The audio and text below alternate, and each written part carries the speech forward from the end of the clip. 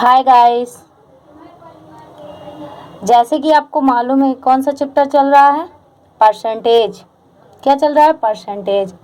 कुछ concept, basic concept हमने बताया है उसे, और कुछ क्वेश्चन भी दिए हैं, उसे देखते हैं कैसे सॉल्व आप लोग ने किया है। सब लोग अपने अपने आंसर चेक करना। हाँ, ये क्वेश्चन दिया था।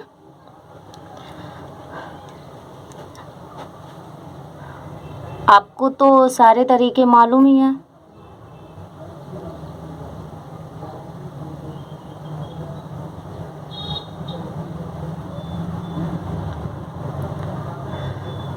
क्या रहा है? कह रहा है एक त्रिभुज का आधार। क्या कह रहा है? एक त्रिभुज का आधार 14.28 क्या है? 14.28 मतलब 40.28 क्या हो जाती है? इंक्रीज हो जाती है। क्या हो जाती है? इंक्रीज। जो ट्रायंगल है उसका बेस जो है, आधार जो है, उसमें कितने की इंक्रीज होती है? 40.28 की क्या होती है? इंक्रीज होती है। अच्छा, ये बताओ 40.28 परसेंटेज है। इसे फ्रैक्शन वैल्यू में चेंज करो तो क्या होगा? 1/7। क्या है? 1/7। कह रहा है इंक्रीमेंट हो रहा है ना, बढ़ रहा है। क्या हो रहा है? बढ़ रहा है। उसका आधार क्या है? बढ़ रहा है। मतलब पहले कोई जो उसका आधार था वो 7 था। क्या है? 7 है।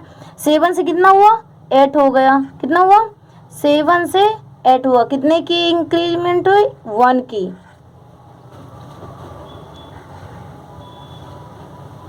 1 की क्या हुई? इंक्रीमेंट हुई। अच्छा, ये बताओ ट्रायंगल का जो एरिया होता है वो कितना होता है? ट्रायंगल का एरिया इक्वल क्या होगा?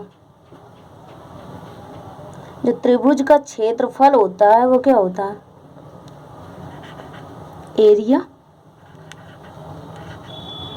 इक्वल 1/2 क्या होता है? Base into height. क्या होता है? Base into height.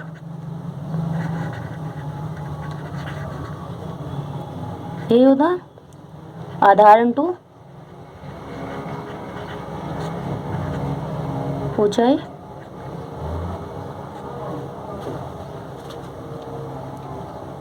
ये हो गया। ये तो सबको मालूम है। ये क्या होता है? ये कांस्टेंट होता है। क्या होता है? कांस्टेंट होता है। हाँ, अच्छा एक बात बताओ, मैं आपसे एक बात पूछ रही हूँ कि कल आपने ये तो पढ़ा है कि अगर एक्सपेंडिचर, क्या एक्सपेंडिचर इक्वल क्या होता है? प्राइस इनटू कंजप्शन होता है। अगर एक्सपेंडिचर को कांस्टेंट कर दें, क्या कर दें? कांस्टेंट कर दें, तो क्या होता है? अगर हमारा खर्चा, ये क्या होता है? खर्चा होता है। ये खर्चा है और ये प्राइस है, कीमत, मूल्य जिसे कहते हैं। और कंजप्शन मीन्स क्या होता है? खपत, कि हम कितनी खपत, कितने किलो क्या ला रहे हैं।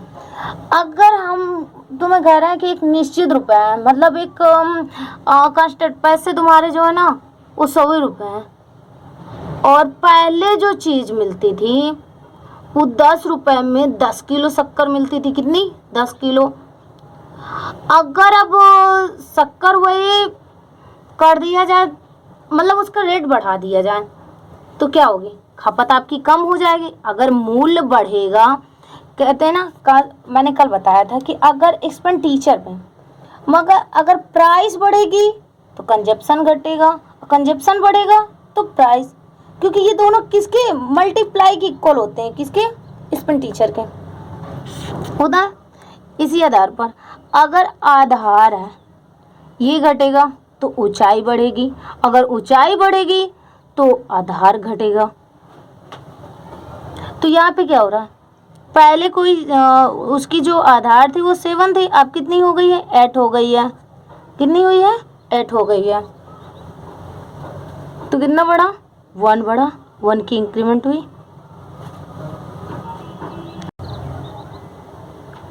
अब कह क्या रहा है? ज्ञात कीजिए कि त्रिभुज की, क्या कह रहा है? ज्ञात कीजिए कि जो त्रिभुज की ऊंचाई में कितने परसेंट की क्या हुई है? कमी की जाए। क्या की जाए? कमी की जाए, ताकि उसका जो क्षेत्रफल है ना वो अपरिवर्तित रहे, मतलब वो कांस्टेंट रहे, उस पर कोई चेंजेस ना आए। तो हम क्या करेंगे? किस पर पूछ रहा है?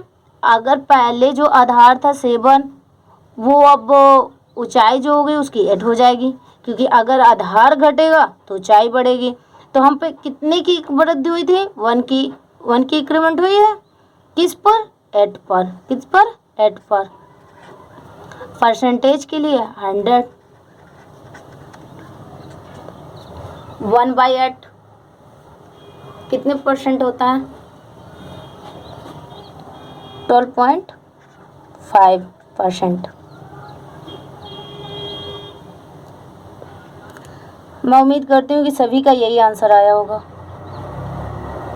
चलो अगले क्वेश्चन और अगले कॉन्सेप्ट के पास। अगला कॉन्सेप्ट, इस क्वेश्चन को देखो, ये भी किया होगा आपने। कह रहा है आयत की, क्या कह रहा है? आयत की लंबाई, क्या कह रहा है? आयत की लंबाई, लेंथ पर 20% की क्या की जाए? कमी की जाए। अब भैया यहाँ पे इंक्रीमेंट नहीं डिक्रीमेंट हो रहा है। अब क्या कह रहा है? चौड़ाई में 56% की वृद्धि की जाए, इंक्रीमेंट की जाए। तो क्षेत्रफल में क्या परिवर्तन होगा? अच्छा, 20% को फ्रैक्शन वैल्यू क्या होगी 20 की? 1/5, मतलब कमी की जाए। पहले कोई चीज़ 5 थी, उसकी लंबाई कितनी थी? 5 थी। लेंथ जो थी कितना है? 5। अब 5 से कितनी इंक्रीमेंट हुई? 1 की, तो 4 हो गई। 1 की इंक्रीमेंट हो गई। फिर कह रहा है चौड़ाई में, किसमें? चौड़ाई में, विड्थ में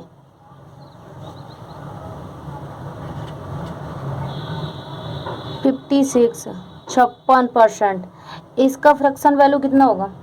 अब ये तो हमें नहीं मालूम, तो हम क्या करेंगे? डायरेक्टली 56 से 56/100, मतलब 56/100 हुआ। ये क्या है? चौड़ाई है, सॉरी, इसे काट भी सकते हो, 4 से कट करो। कितने टाइम्स पर, कितने टाइम्स में जा रहा है?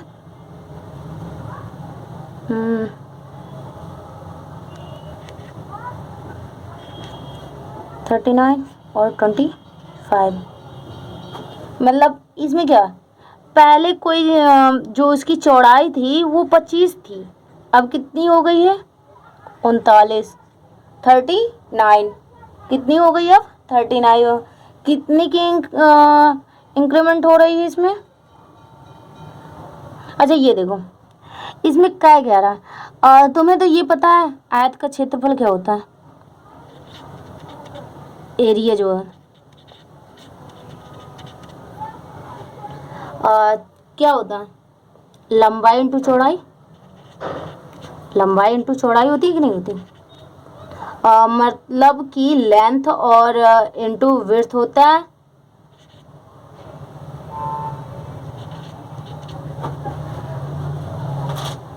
तो हम इनकी एरिया निकाल लेंगे, इसमें मल्टीप्लाई करो,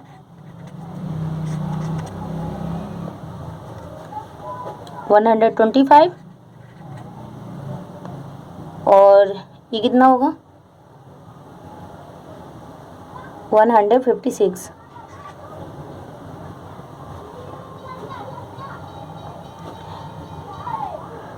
कितने की इंक्रीमेंट हो रही है? 31 की। सब्ट्रैक्ट करो, 31 की हुई। किस पर हो रही है? 125 5 पर हो रही है इंटू 100%।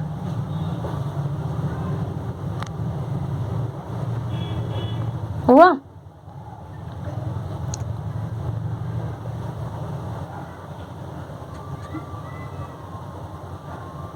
सॉल्व करो, कितना है? 24.8%। आपका भी यही आंसर आया होगा। चलो अगला क्वेश्चन देखते हैं।